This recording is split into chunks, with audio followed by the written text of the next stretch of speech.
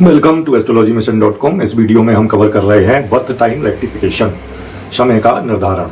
जिन जातकों की ना उनको अपना जन्म तारीख समय पता है, ना जन्म समय पता है, ऐसे व्यक्तियों की कुंडली हम कैसे बनाएं, इस संबंध में ये वीडियो है। तो ये 6 चरणों में इस बात की जानकारी हो जाती है कि जातक की जो जन्म तारीख है वो कौन सी है और वो समय कौन सा है, या संक्षेप में जातक की जन्म लग्न कौन सी है, जातक की जन्म राशि कौन सी है, जन्म नक्षत्र कौन सा है, उत्पन्न होने वाला या पैदा होने वाला जातक स्त्री है या पुरुष है, उसकी किस ऋतु में उसका जन्म हुआ है, वगैरह वगैरह ये जानकारियाँ जो हैं इस वीडियो में दी जाएंगी।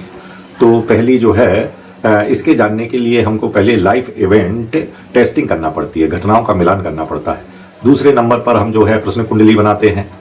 तीसरे चरण में सूर्य और चंद्रमा की स्थिति हम निकालते हैं या देखते हैं। फिर व्यक्ति की शारीरिक बनावट भी देखते हैं, फिर उसके परिवार का रिकॉर्ड देखते हैं, और फिर जो है नष्ट जातक विधि से जो है लॉस्ट जातक की कुंडली को हम निर्धारित करते हैं।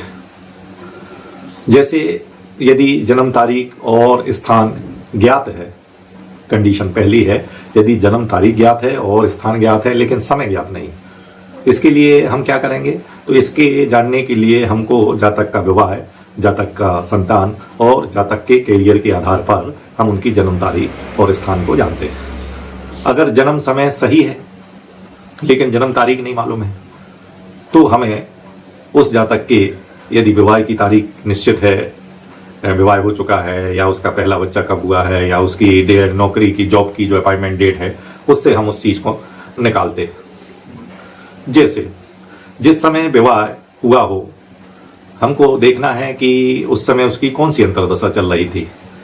जिस ग्रह की अंतर्दशा चल रही थी वह ग्रह किस नवांश में था कुंडली में, क्योंकि विवाह के समय जिस ग्रह की अंतर्दशा चल रही हो उस ग्रह को नवांश कुंडली में पहले 5वें 7वें और 11वें भाव में होना चाहिए, या पहले 5वें 7वें या 11वें भाव के स्वामियों से उसका संबंध होना चाहिए। इसी तरह जिस समय संतान हुई है उस समय जिस ग्रह की अंतर्दशा चल रही हो उस ग्रह का संबंध सप्तमांश कुंडली में पहले भाव, पंचम भाव या 11वें भाव से या इनके भावेशों से होना चाहिए।